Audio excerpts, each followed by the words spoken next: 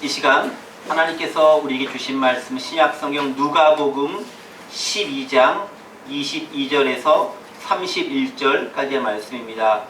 저와 여러분이 한 절씩 교독하시고 우리 마지막 31절 한 목소리로 봉독하겠습니다. 제가 먼저 22절 봉독하겠습니다.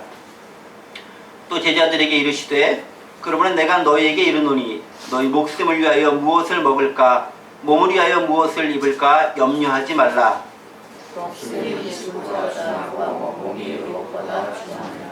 까마귀를 생각하라. 심지도 아니하고 거두지도 아니하며 골방도 없고 창고도 없으되 하나님이 기르시나니 너희는 새보다 얼마나 더 귀하냐. 또 너희 중에 누가 염려함으로 그 기회를 한 자라도 더할 수 있느냐. 그런즉 가장 작은 일도 하지 못하면서 어찌 다른 일들로 염려하느냐. 백합화를 생각하라. 실로 알리지 않고 짜지도 아니하느니라. 그러나 내가 너희에게 말하노니 솔로몬의 모든 영광으로 이룬 것이 이 곧 하나만큼 훌륭하지 못하느니라. 오늘 있다가 내일 아궁이에 떨어지는 들풀도 하나님이 이렇게 입히시거든 하물며 너희일까 보냐. 믿음이 작은 자들아. 너희는 무엇을 먹을까 무엇을 마실까 하여 구하지 말며 근심하지 말라. 이 모든 것은 세상 백성들이 구하는 것이라. 너희 아버지께서는 이런 것이 너희에게 있어야 할 것을 아시느니라. 다만 너희는 그의 나라를 구하라. 그리하면 이런 것들을 너희에게 더하시리라. 아멘. 오늘 특별히 누가복음 12장에 있는 말씀을 가지고 어찌 다른 일들을 염려하느냐라는 제목을 가지고 함께 은혜를 나누고자 합니다. 인간 세상을 살아가면서 염려와 걱정, 근심 이런 문제는 끊임없이 우리를 괴롭히는 것 같습니다. 어느 누구도 이런 문제들에서 그렇게 썩 자유롭다라고 말할 수 있는 사람은 별로 없습니다. 특히 요즘 같은 시기에는 더욱 그렇습니다. 예를 들면 국가를 봐도 여론이 완전히 둘러 나누어서 진보와 보수의 색깔이 뚜렷하게 갈립니다. 뿐만 아니라 조국이라는 개인을 두고 사퇴해야 된다, 지켜야 된다, 그 입장이 첨예하게 대립하고 있습니다. 지난 시간에도 잠시 언급했지만 우리 기독교 교계를 봐도 제가 속해 있는 통합적 교단을 보더라도 걱정스럽기는 매한 가지입니다. 많은 분들이 총회에서 명일동에 있는 M교회의 세습 허용에 대해 우려를 표하고 있습니다. 도대체 한국교회가 어떻게 될 것인지, 이러다가 기독교가 제대로 서기라도 할 것인지, 얼마나 많은 사람들이 떨어져 나갈 것인지, 전도는 또 어떻게 해야 될 것인지, 작고 조그만 중소형 교회들은 어떻게 살아가라는 것인지 걱정이 많습니다. 특별히 물질과 권력이 세상을 지배하듯 하나님의 교회도 그러한 것들로 인해 지배를 받는 것이 아닌가 하는 우려와 근심과 걱정들이 많습니다. 비단 이 걱정, 근심들은 국가와 사회, 교회와 관련된 교단과 관련된 그런 문제들만 있는 것이 아닙니다. 우리 각 개인을 봐도 오늘 예배드리는 저와 여러분들 보더라도 걱정과 근심, 염려를 하고 계신 분들이 있으리라고 저는 생각을 합니다. 혹시 없으면 죄송한 거고요.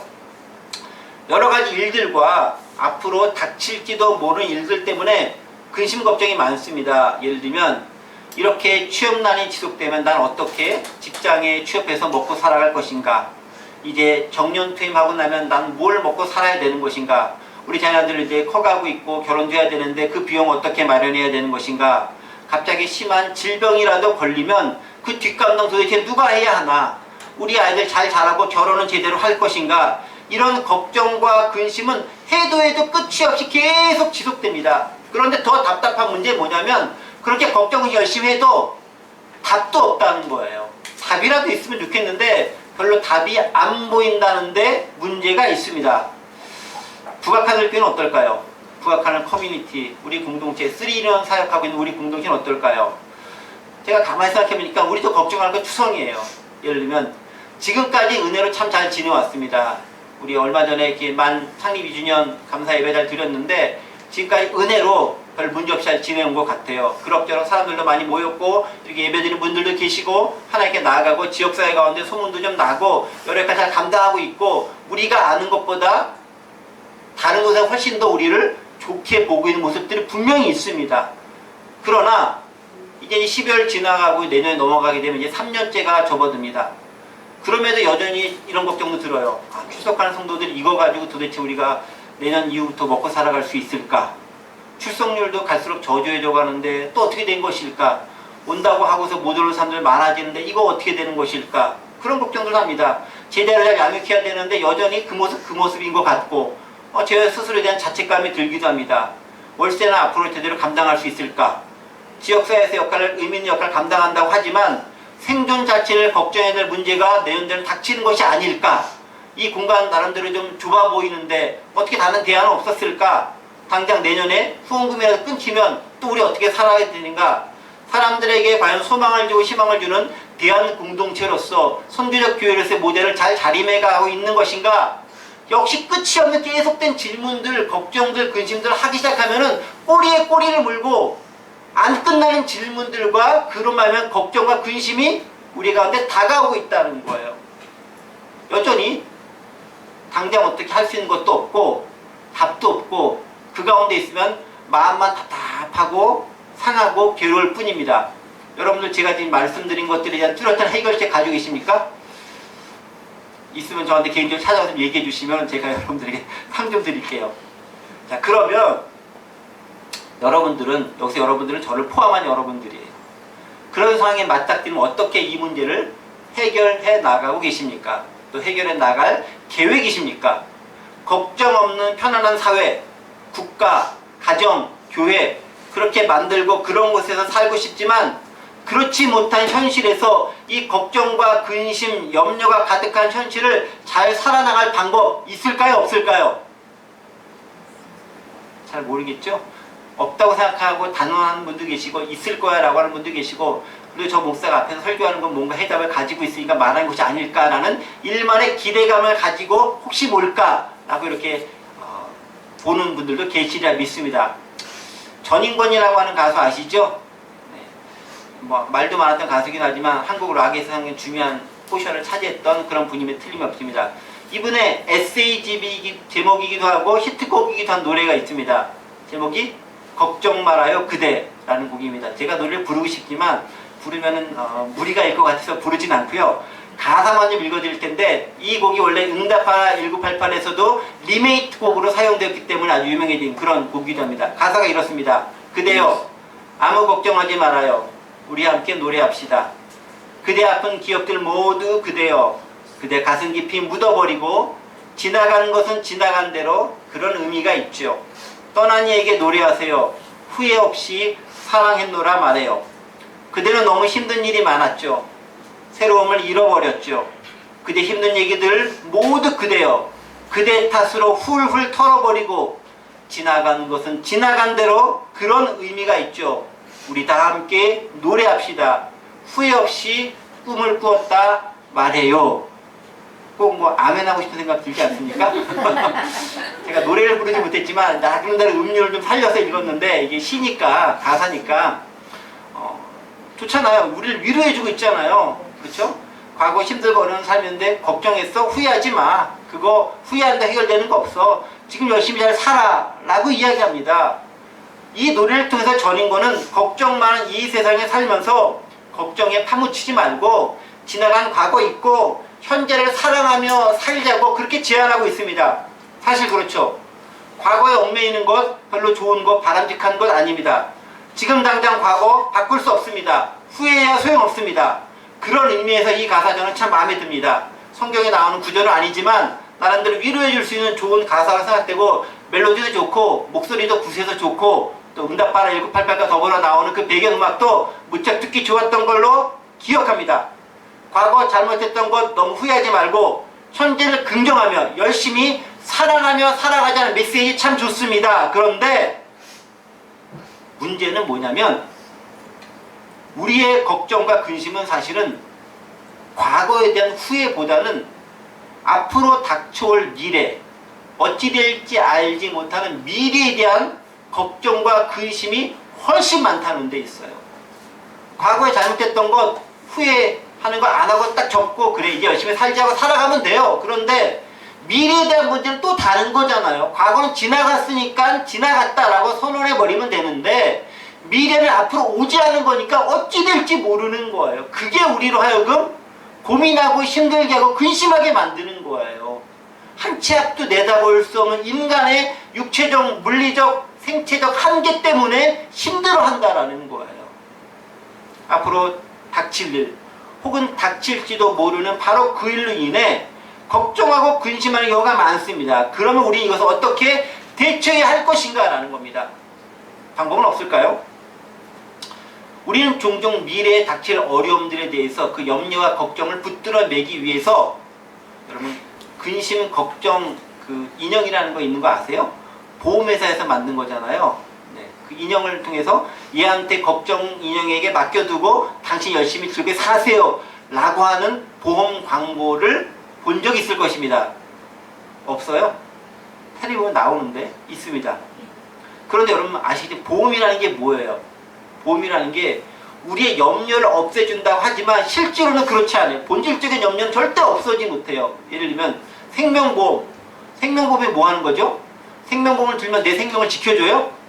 아니죠. 생명보험 들어도 내가 사고 날 건 다 사고 나고요. 죽을 거 다 죽고요. 힘들 거 다 힘들어집니다. 다만 그거를 들므로 인해서 나 말고 내 주변에 있는 사람들이 덕을 볼 수 있는 거예요. 생명보험은 나를 위한 보험이 아닌 거예요. 내 주변 사람들에게 도움을 줄 수 있는 보험이 생명보험인 거예요. 나하고 하등 관계없어요.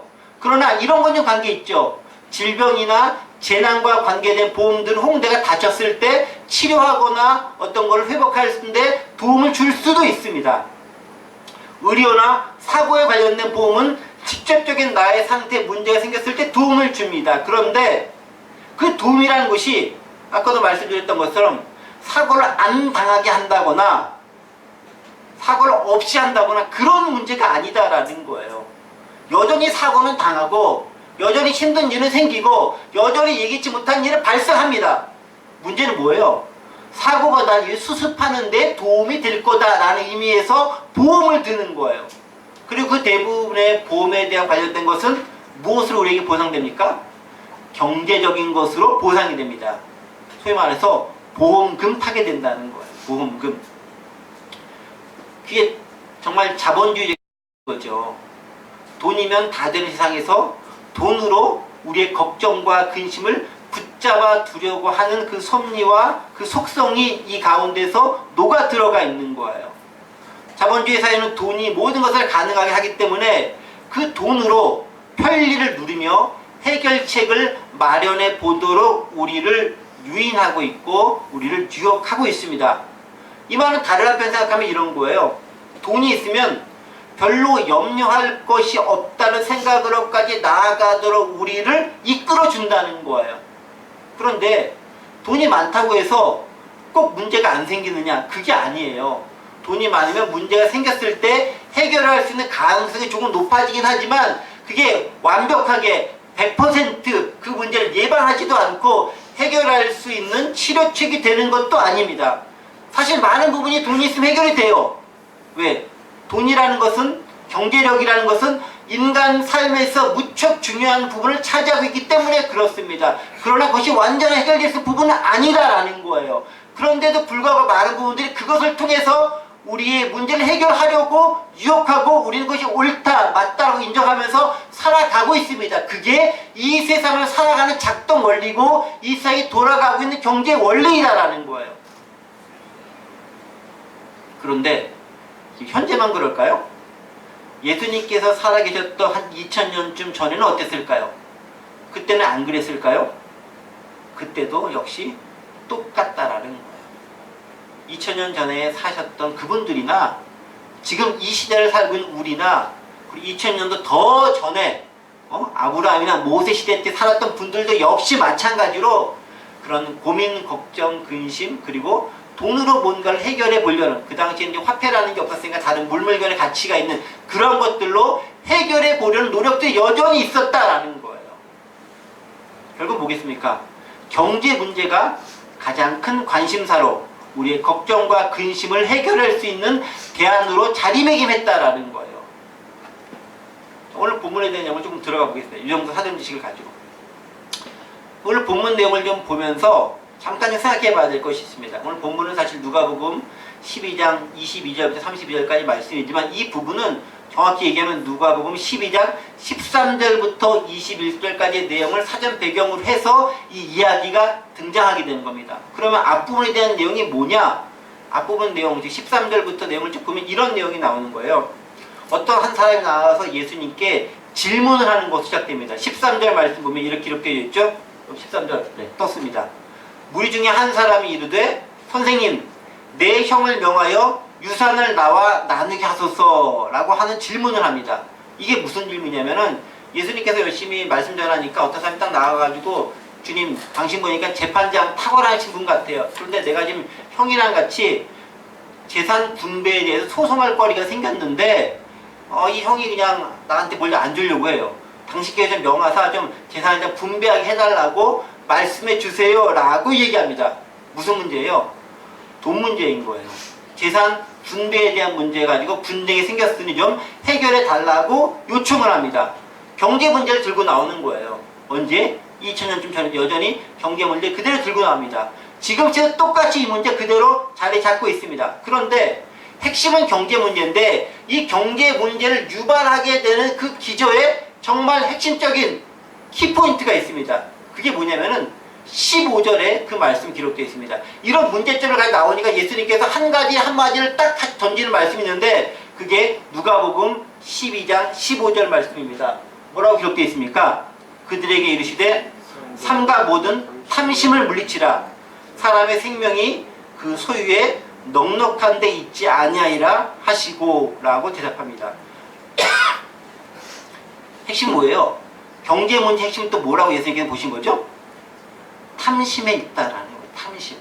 그러니까 탐심이 없으면 경제적인 문제도 별로 생길 게 없다는 거예요. 경제 문제 들고 와서 좀 나누게 해주십시오. 주님께서 재판관이시니까 정말 명확하게 판결해 주셔서 딱 아름답게 분배되게 해주십시오 라고 요청하니까 예수님께서 뭐라고 얘기하면 나 재판관 아니야. 왜 나한테 그런 걸 물어? 라고 하면서 뭐라고 얘기하면은 탐심을 물리쳐야 된다라고 얘기하는 거예요. 그러니까 경제 문제 핵심은 탐심에 있어요. 욕심에 있어요. 다른 말로 욕망이 있습니다. 이걸 좀 어떻게 연결시킨지 아십니까? 경제 문제로 말미암아 우리 많은 걱정, 의심, 이거 해결책을 경제 문제, 돈의 문제를 연결시켰잖아요. 그리고 이 돈의 문제의 기저에는 욕망과 탐심이 자리 잡고 있는 거예요. 그러니까 걱정, 근심, 염려를 해결하는 가장 중요한 방법 뭔지 아세요? 우리의 욕망을 제거해버려야 돼요. 무척 단순합니다. 욕망과 욕심이 없으면 경제 문제 자유로워져요. 막 가지려고 하는 욕심이 없으면은 그냥 있는 것 내에서 누리며 살아갈 수 있는 자유함을 누리게 돼. 그러면은 경제를 해서 막 걱정, 의심 별로 없이 그냥 살아갈 수 있어요. 뭐 먹고 살지 별로 걱정 안 하고 살아갈 수 있게 된다라는 말이에요. 욕심과 욕망의 문제가 우리 가운데 크게 자리 잡고 있다라는 거예요. 이거는요, 지금이나 2000년 전이나 2000년보다 더 훨씬 전이나 동일하게 우리 가운데 있는 문제예요. 언제부터? 아담과 하와 때부터 그 문제 있었어요. 어떻게? 내가 하나님처럼 되고 싶어하는 그 욕망, 그 욕심이 우리 가운데 자리 잡고 그 욕심을 하여금 인간이 타락하게 만들고 인간을 하여금 나쁜 짓 하게 만들고 인간을 하여금 더 많은 것들을 바라게 만들고 더 높아지게 만들고 그것이 사회 문제, 개인의 문제 그리고 국가적인 문제까지 다다라도록 이끌어왔다라는 거예요. 핵심은 욕심과 욕망이 있다라는 거예요. 그러니까 이것들 우리가 해결하면 된다라는 거예요. 자, 이러한 말씀과 배경을 가지고 예수님께서 계속 이야기를 이어가시는데 그 다음에 이제 어떤 부분이 나오냐면은 15절부터 쭉 15절 유형이 나오고 16, 17, 18, 19, 21절까지 쭉 나오니 무슨 얘기 나오면은 어떤 사람이 또 재산을 많이 가진 어떤 부자에 대한 얘기가 또 나와요. 재산을 많이 가진 어떤 부자가 한 명 있었는데 이 사람이 밭에서 소출을 많이 거뒀는데 이걸 어디다 쌓아둬야 될까 그 걱정을 하고 있는 거예요. 그 사람이 창고를 가지고 있는데 그 창고 너무 작아가지고 그거 다 쌓을 수가 없으니까 창고 허물 큰 창고 지어가지고 거기다가 잘 쌓아놓으면 된다라는 거예요. 어떤 사람이 장사를 많이 해 돈 많이 벌었어. 이거 내가 가지기 힘드니까 큰 은행에다가 이자 많이 주다 맡겨가지고 이렇게 많이 맡겨놓으면 내가 떵떵거리면서 편안하게 걱정 근심 없이 살 것이다 라는 것들이 계속되는 이야기로 이어집니다. 자, 그런데 20절 21절 예수님께서 그에 대한 해결책을 또 얘기합니다.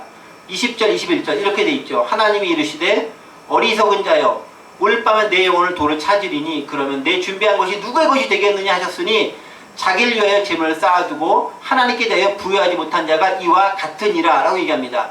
막 열심히 욕심 부려서 쌓아놓고 모아서 크게 쌓아놨는데 오늘 내가 죽었어.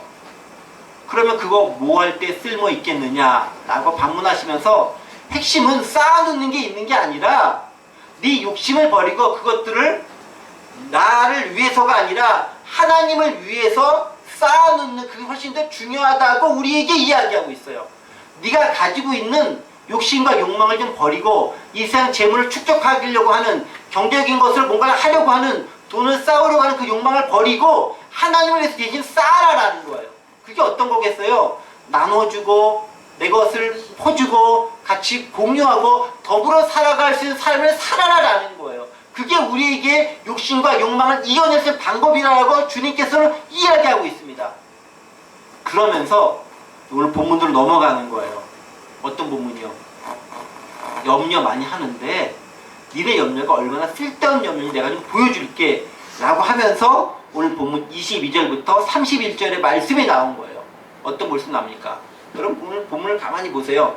22절부터 쭉 보면 알겠지만은 염려라는 단어가 4번에 걸쳐 나와요. 4번. 22절, 25절, 26절, 그리고 29절에 걸쳐서 염려한다, 염려하지 말라, 염려한다는 게 아니라 걱정. 근데 똑같은 단어가 다 이게 worry라는 단어를 씁니다. worry. 네, 그 worry라는 단어를 씁니다. worry, 뭐 anxiety, 뭐 care, 똑같은 단어죠. 이런 단어를 사용하면서 걱정하지 말라, 걱정하지 말라라는 단어들이 나옵니다. 왜 그렇겠어요?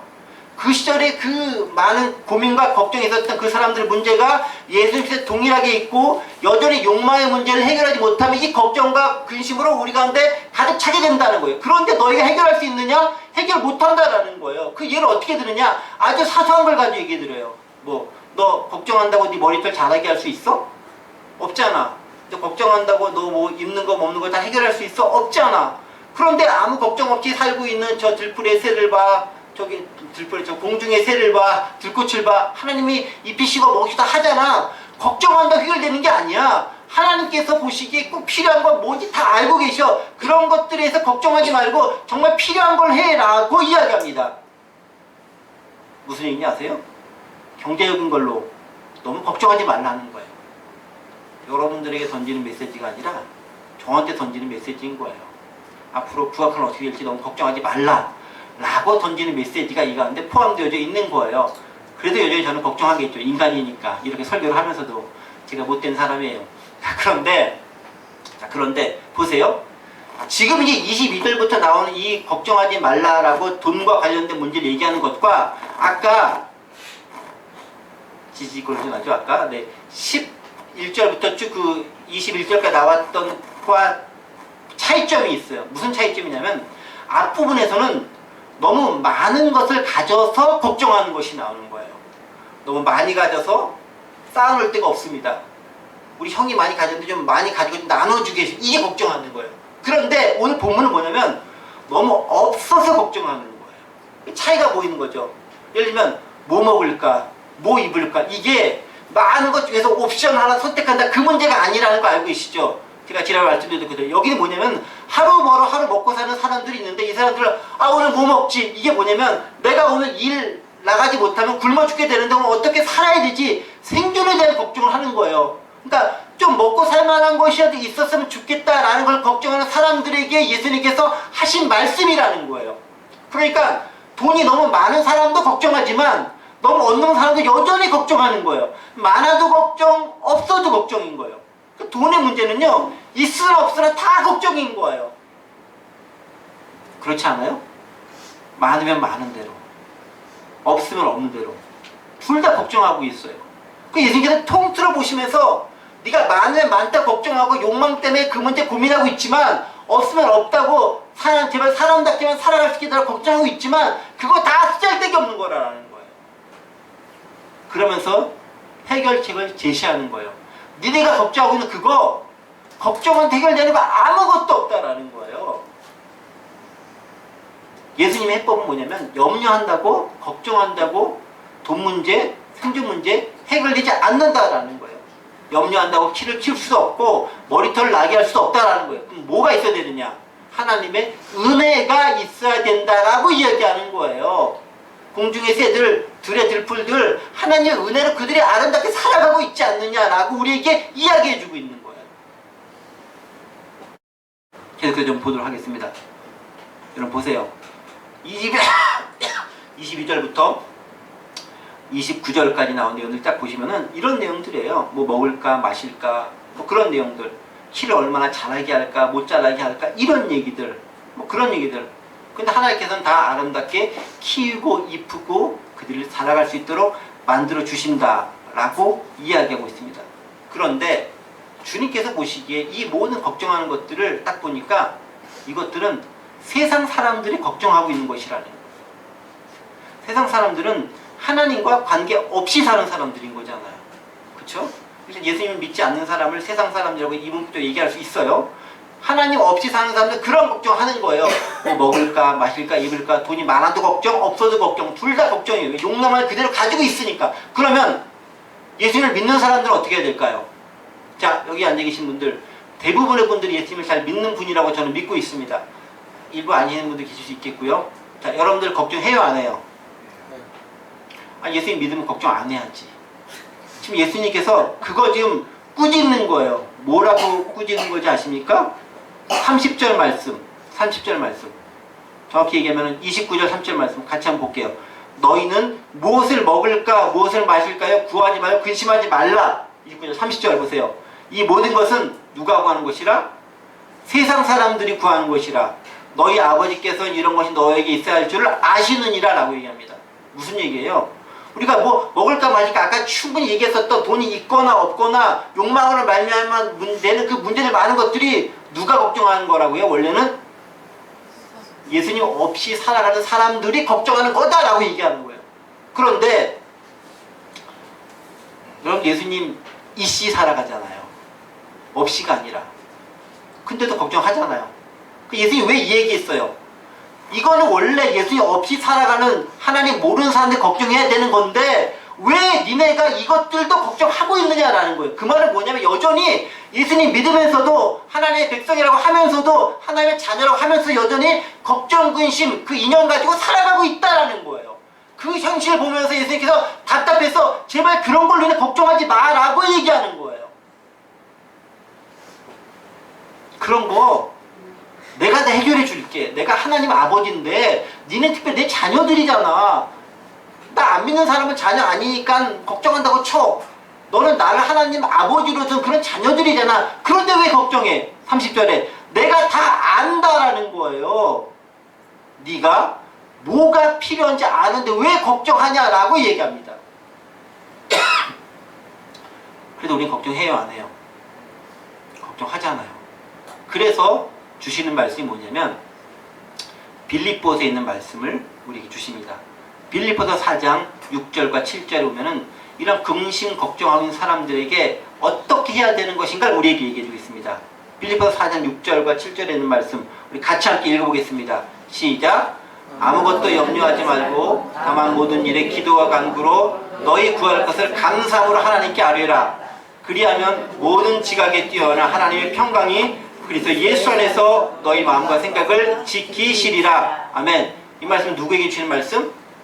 믿는 사람들에게 주시는 말씀이에요. 자, 안 믿는 사람들과 똑같이 근심 걱정하지 말고 니네가 믿는 사람이라면 내가 하나의 말씀을 줄게 하면서 바울 사도가 예수님으로 받은 말씀을 우리에게 선포합니다. 뭐라고? 아무것도 염려하지 말라. 근데 염려하고 있잖아요. 이 말을 듣는 빌립보 교인들도 염려 열심히 하고 있었어요. 그러니까 바울이 얘기하는 거예요. 염려하고 있구나. 하지 말아야 돼. 왜 하고 있어? 염려하지 마. 근데 염려할 일이 생기는 거예요. 안 생기면 염려이 생깁니다. 그러니까 염려 대신 뭘 하라고요? 뭘 하라 그랬어요? 기도하라. 네?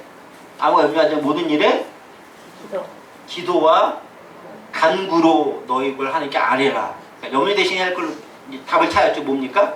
기도와 간구하는 게 우리의 일인 거예요. 자, 염려할 일이 생겼습니다. 뭐 하라고요? 기도하는 겁니다. 그리고 간구하는 겁니다. 똑같은 말이에요. 기도나 간구나 구하는 거랑 똑같은 말이에요. 기도하는 겁니다. 그런 핵심이 있어요. 어떻게 기도하라고요? 감사함. 26절. 네. 6절. 감사함으로. 감사함으로 하나님께 아뢰라 라고 얘기합니다. 그러니까 기도와 간구를 하는데 핵심이 뭐냐면 그냥 나 힘들어요 죽겠어요 라고 초반에 얘기할 수 있어요. 그렇게 털어놓을 수 있어요. 근데 그걸 끝나면 안 되는 거예요. 그건 상당히 초보적 신앙인 거예요. 나 힘듭니다. 답답합니다. 죽을 것 같습니다. 걱정스럽습니다. 앞날에 미래 때문에 불안해요. 질병 가운데 있어서 힘들어요. 돈이 없어서 죽을 것 같아요. 라고 열심히 털어놓은 다음에 그냥 뭘 하라고요? 감사라는 걸, 감사라는 거. 지금 이 상을 주신 것에 대해서도 감사하는 거예요. 또 어떻게? 이것을 통해서 하나님께 뭔가 이루실 것에 대해서 감사하는 거예요. 감사하며 나가는 게 무척 어려운 거예요. 그런데 이게 신앙인이냐 아니냐를 가르는 중요한 기준이 이 감사함에 있는 거예요. 감사함으로 기도할 수 있게 되는가가 신앙인의 삶이냐 아니냐가 결정되는 거예요. 제가 지난 시간에 말씀드렸잖아요. 교회 오빠 꼭 보시면 좋겠다. 거기서 말할 때 그 사람이 병원에서 죽을 것 같아요. 그럼에도 불구하고 그는 계속해서 불평하지 않고 감사함을 하나님께 나아가고 있습니다. 그게 믿음의 삶의 모습이었다라는 거예요. 그런데 그렇게 감사함으로 하나님의 기도를 나아가면 모든 문제가 다 해결이 돼야 되겠죠? 될까요? 안 될까요? 네. 돼야 되는 것 같은데 딱 벌어지는 현상은 별로 바뀐 게 없어 보인다는 게 우리를 힘들게 하는 거예요. 감사함을 기도 딱 했으니까 바로 그 다음 환경이 획가닥 바뀌어가지고 뭔가 좋은 일이 딱 펼쳐져 있으면은 아멘하고 딱 하고 예수 믿도 더 잘 믿고 전도도 잘 되고 많은 사람들이 더 기독교인으로 되고 교회도 잘 나갈 것 같은데 감사함으로 기도했는데 별로 바뀐 게 없어요. 현상과 상황은. 그게 문제인 거예요. 그래서 7절에서 얘기합니다. 뭐라고요? 7절 같이 함께 다시 한번 읽어보겠습니다. 시작. 그리하면 모든 지각에 뛰어난 하나님의 평강이 그리스도 예수 안에서 너희 마음과 생각을 지키시리라. 7절 가만히 보세요. 이렇게 감사함을 기도했더니 어떤 결과가 나와야 됩니까? 나와야 되는 결과는 뭐냐면 우리가 상식적으로 생각할 때는 감사함을 기도했습니다. 그러니까 상황이 바뀌어서 하늘에 돈이 떨어지든지 갑자기 뭔 일이 잘 되든지 안 되던 일이 해결된다든지 질병이 갑자기 확 낫는다든지 합격이 된다든지 취업이 된다든지 그런 일이 발생해야 되는데 갑자기 7절에서 내가 원하지 않는 그런 결과를 이야기하십니다. 뭐라고요? 모든 지각에 뛰어난 하나님의 평강이 우리 마음과 생각을 지킨다라는 거예요. 하나님은 지금 당장 환경을 획가닥 바꾸시는 분이 별로 아니에요. 완벽하게 아니다라고 할 수 없어요. 왜냐하면 그렇게 하신 일이 구약에도 많이 있고 신약에도 있기 때문에 하나님께 그렇게 하실 수 있는 분이신데 일반적으로 택하는 방법은 그 방법이 아니다라는 거예요. 그럼 뭘 하십니까? 우리가 감사함으로 간구했었을 때 뭘 하신다고요? 하나님의 평강을 우리에게 준다라는 거예요.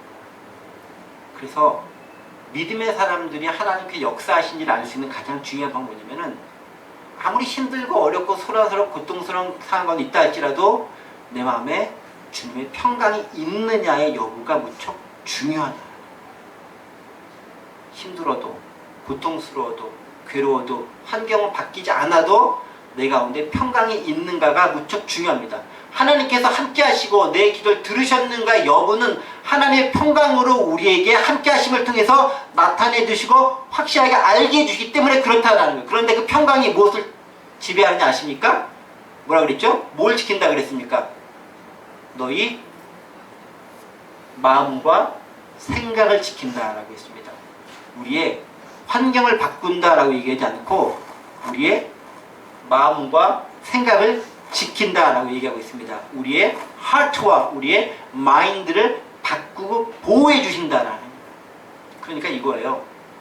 염려와 근심 걱정 가득했던 그것이 뭐냐면 내 이성적이고 감성적인 부분들이에요. 염려는 사실 대부분 이성보다는 감성의 영향을 훨씬 더 많이 받아요. 그 부분들을 주님께서 지켜줘서 그 이성과 감성에 의해서 내가 좌우되도록 하지 않고 그것들을 지켜서 내 마음 가운데 평안이 있도록 만들어 주신다라는 거예요. 그게 하나님께서 임마누엘 동행하신다는 증거고 그게 하나님께 역사를 이루신다는 증거고 하나님께 일을 시작하셨다라는 증거가 된다라는 거예요. 그런데 그 하나님은 어떤 하나님인지 아세요? 7절 다시 한번 보겠습니다. 그러면 모든 지각에 뛰어난 하나님이라고 했어요. 우리의 생각과 우리의 마음을 지키시는 하나님이 어떤 하나님? 모든 지각에 뛰어난 하나님. 영어로 뭐라 되어 있습니까? And the peace of God which transcend all understanding. transcend가 뭐냐면 무엇을 초월하다라는 거예요. 우리의 모든 이해력, 생각들, 지각 이것들을 초월해 계시는 그 하나님께서 우리를 지켜주신다라는 거예요. 그 뭐냐면요, 내가 생각하지 못했던 방법으로 하나님이 역사하실 수 있는 분이라는 거예요. 내 이성과 지성은 요 정도밖에 생각을 못해. 근데 하나님 그것을 초월하신 분, 품고 계신 분이세요. 그분께서 나를 지키신다라는 거예요. 거기서 희망이 있는 거예요. 그러니까 지금 당장 환경이 바뀌지 않다 할지라도 모든 것을 초월하시는 트랜센드 되신 그 하나님께서 우리의 생각을 지키시기 때문에, 그리고 그분이 일을 시작하기 때문에 우리에게는 희망이 있고 우리에게는 미래가 있고 우리에게는 훨씬 더 활기찬 앞날을 기대할 수 있는 소망을 가질 수 있다라는 거예요. 그게 믿는 사람과 믿지 않는 사람의 가장 큰 차이점이라는 거예요.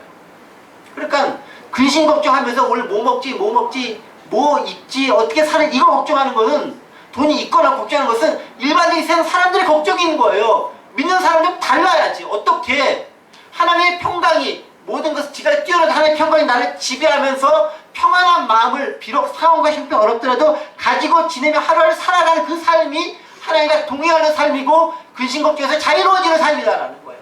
그러니까 걱정 의심할 일이 생기면 감사함으로 기도하세요.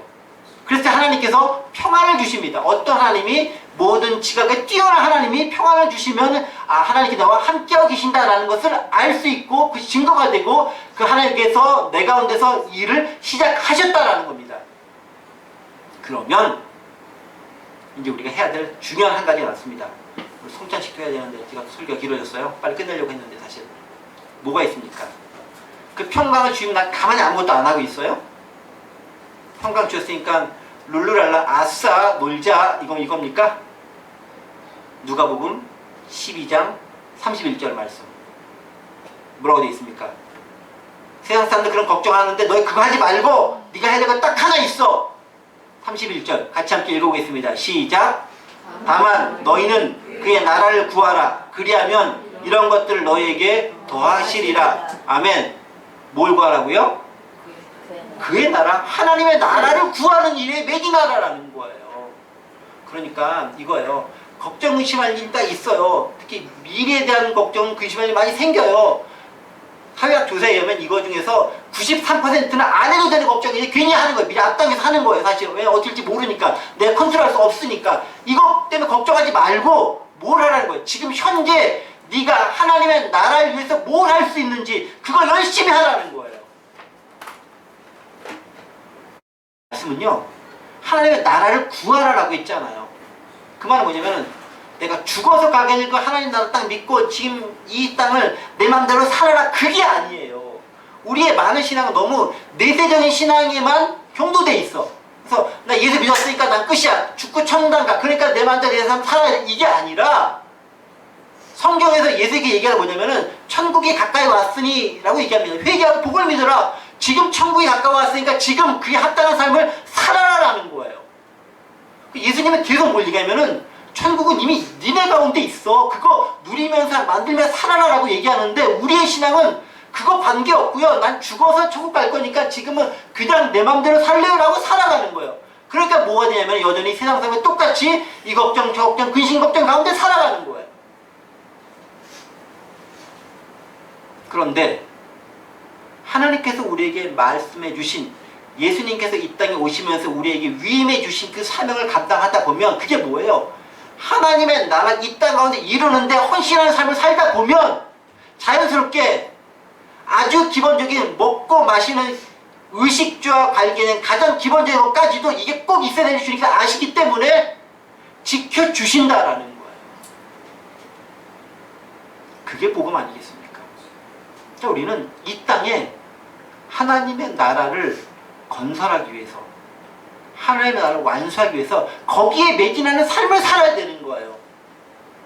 이 땅에 하나님의 나라를 건설하기 위한 삶을 내팽겨주고 죽어서 천국에 갈 것이니까 그것만 믿고 살아가는 것은 옳지 못한 것이고 우리에게 맡긴 직무를 회피하는 거라는 거예요.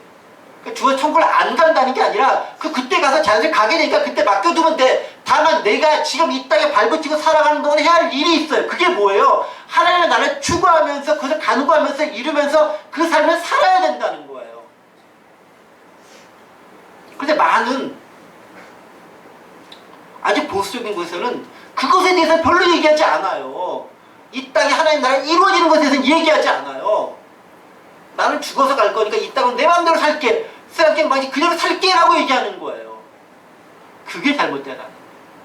그럼 우리 어떻게 살아야 돼? 이 땅에 하나님의 온전한 공평을 위해서, 정의를 위해서, 하나님의 평화가 이 땅에 이루어지기 위해서, 힘들고 어려운 사람이 더불어 잘 살아가는 삶을 위해서, 하나님의 나라가 가난한 자나 부자나 가진 자나 없는 자나 사자나 뭐 양이나 다 같이 더불어 살아가는 사회잖아요. 그 사회를 우리가 만들어 가야 한다라는 거죠. 그게 이 부분 가운데 있는 거예요. 근데 괜히 다른 걸 염려하다가 진짜 해야 될 일들 내팽겨치고 엉뚱한 일만 하다가 별 볼일 다 하겠다는 거예요. 그래서 주님께서 물어보는 거죠.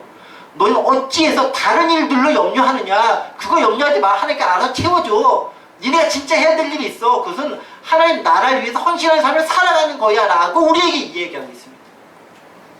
돈을 많이 가졌던 돈이 없든 상관없이 그래야 우리의 욕망에 굴복되는 삶이 아니라 하나님의 말씀에 합당한 우리의 사명에 합당한 삶을 제대로 살아갈 수 있다라고 이야기하고 있습니다.